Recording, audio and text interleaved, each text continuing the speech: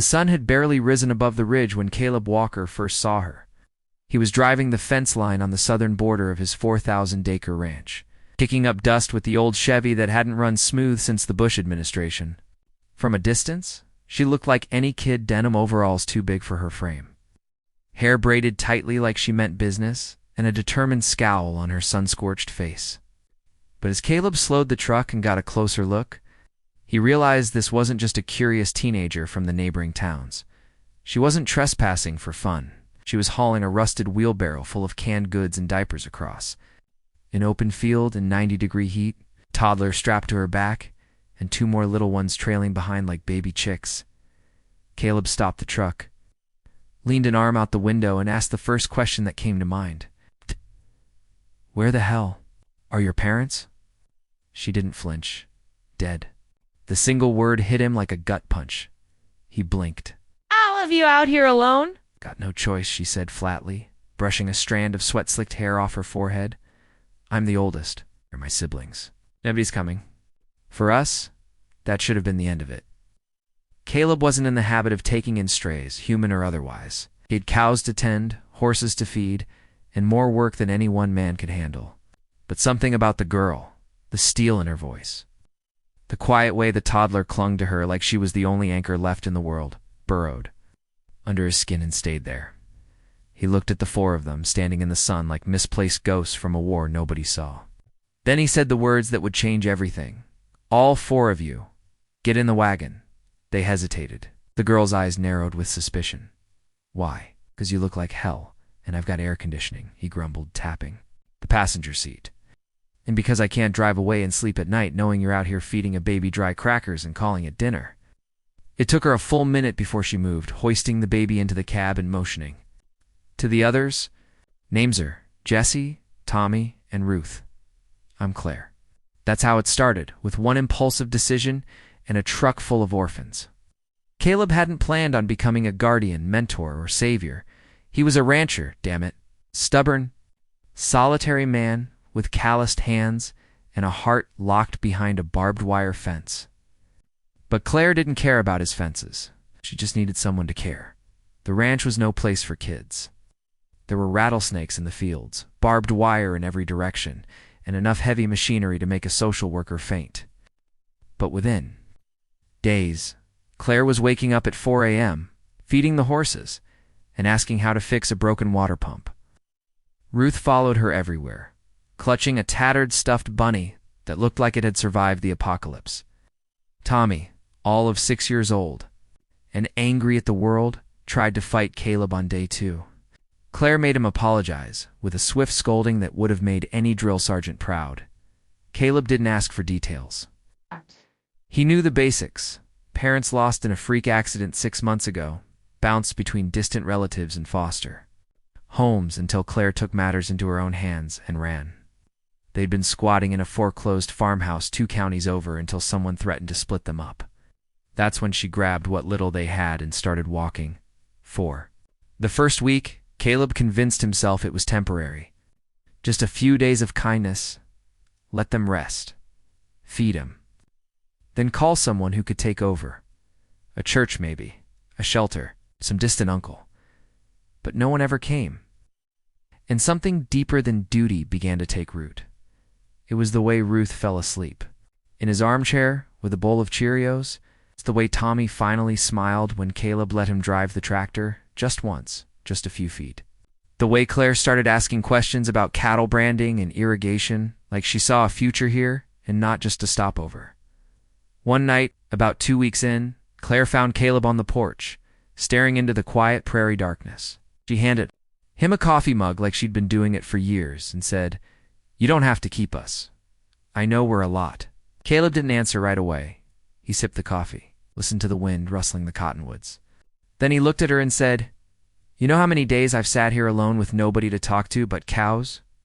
She cracked a small smile. They good listeners? Better than most people. That night, he didn't call the foster agency. He didn't call anyone. Instead, he cleared out the spare room, fixed the broken bunk beds, and left a note on the fridge that read, "Pancakes tomorrow. You cook, I'll supervise." But it wasn't all heartwarming breakfasts and tractor rides. There were hard days. Tommy threw a rock through a barn window in a fit of rage. Ruth came down with a fever so high, Caleb drove an hour to the nearest ER in the middle of the night, breaking every speed limit. Claire refused to go to school, terrified that leaving the house meant losing control. Through it all, Caleb showed up.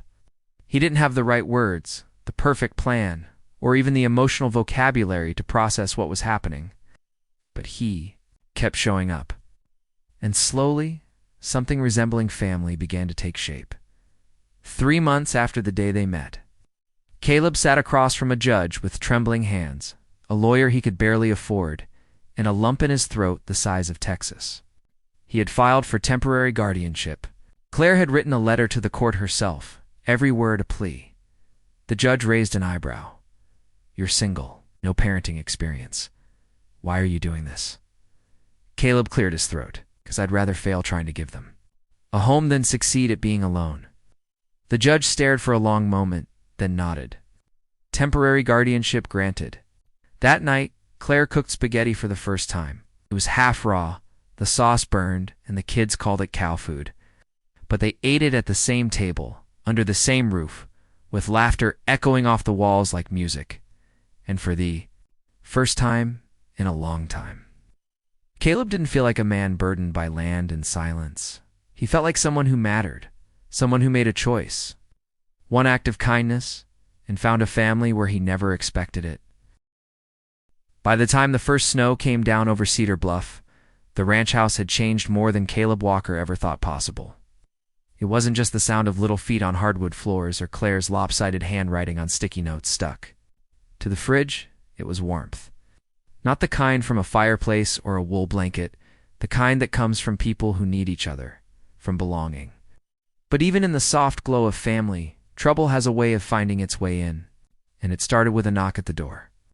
Claire was cutting Ruth's sandwich into stars with a cookie cutter when it came. Caleb opened the door to find a woman in a state-issued parka holding a clipboard and wearing that look. The one that said she was here on official business and didn't much care for the details. "Mr. Walker," she said, "I'm Amanda Lowe from County Child Services. I've received a report about 4 minors residing on your property without appropriate licensing." The words hit like ice water. Caleb stiffened, glanced at Claire, who had frozen mid-slice, her face draining of color. "What report?" he asked. "Anonymous," she replied, stepping inside like she owned the place. "It happens sometimes. It's neighbors, community members. We just need to confirm the living arrangements." Caleb hadn't felt this kind of fire in his gut since he was 17 and watching a man beat a horse in a sale yard. He clenched his fists but kept his voice level. "You're welcome to look. They're fed, clean, warm. Better than they've ever been, I'd bet." Amanda walked the house, asked Ruth her favorite color, checked for running water, asked Tommy if he had his own toothbrush. She was clinical, polite, and infuriatingly indifferent. When she was done, she stood in the living room and said the words Caleb feared most. "Unfortunately, we can't approve informal guardianship indefinitely. You'll need to apply for full custody. And until that's processed, they'll need to come with me." Claire's voice cracked. "No," Amanda's brow lifted. "I understand this is difficult, but no," Claire repeated louder, shielding her siblings behind her like a wolf protecting her den. "You don't understand? We've had more love in this house in 3 months than we had in 6 years before it." Caleb stepped forward. "They're not going anywhere," but the law wasn't swayed by sentiment. Amanda handed him a notice, cold as December, a hearing in 2 weeks. Till then, the kids would be placed in temporary care. Claire screamed. Ruth cried. Tommy tried to run. Caleb stood still, watching the impossible happen, helpless as the only good thing he'd known in years was pulled from his arms. That night was the quietest the ranch had ever been. Not a creak from the bunk beds, not a whisper under the door, just the ticking of a clock and the hollow ache of absence. But Caleb wasn't the type to sit still long. The next morning, he dug through old boxes, found the dusty file from his army days, and made some calls. He reached out to everyone he knew, the sheriff, the local pastor, the vet tech who had seen Claire cradle a dying calf for hours. "Tell them the truth," Caleb said. That those kids belong here? The weeks that followed, the town rose up. One by one, people who barely spoke to Caleb Walker began writing letters to the judge. The librarian who taught Ruth her letters. The grocer who saw Claire pinch pennies to buy milk. Even the ranch hands pooled money to help pay for legal fees. At the courthouse, Caleb stood in a suit that didn't fit, his calloused hands gripping. Claire's letter like a lifeline, Your Honor, he said, voice shaking. I didn't ask for this. Didn't go looking to play hero. But when I found those kids, it wasn't just them who needed saving. I did too. The judge, a man whose face bore the lines of 1,000 stories, looked down over his glasses. You understand the responsibility you're taking on? Every damn part of it, Caleb replied. The judge sat back, silent for a long moment. Then, softly, you've made quite an impression, Mr. Walker. I've read letters from 27 members of your community. That says something. Claire reached out and grabbed Caleb's hand, squeezing it like she was trying to hang on to. The earth itself. The judge signed the papers. Guardianship granted. Permanent. The courtroom erupted in hushed joy. Claire buried her face in Caleb's shoulder, tears soaking his collar. Ruth ran up and hugged the judge's leg. Tommy whispered, We get to stay? And for the first time in a long while, Caleb smiled. You're home, son, for good. The return to the ranch was a celebration. The town showed up unannounced. Pies in hand, gifts for the kids, even a battered old piano someone insisted belonged in their living room. That night, around a bonfire, built tall and proud, Caleb looked around at the people he never thought would care. But they did. And it reminded him of something his old man once said. Sometimes family ain't born, it's built. Winter melted. Into spring. Claire enrolled in high school and started talking about college vet school. Learned to ride a horse without falling off. Ruth planted a row of daisies that bloomed brighter than anything Caleb had ever seen. Ranch changed. So did he. He learned how to braid hair, how to make pancakes without burning them, and how to listen when words weren't enough. He started leaving the porch light on, just in case someone needed a way home. Months later, as they sat around the dinner table, Ruth asked, Why'd you stop that day when you saw us in the field? Caleb leaned back, thought for a moment, and said, Because I've seen a lot of things in this life, but never for people who needed someone more. Claire smiled. You saved us. Caleb shook his head. No, you saved me. All 4 of you. The room went quiet, then soft laughter, a toast made with sweet tea.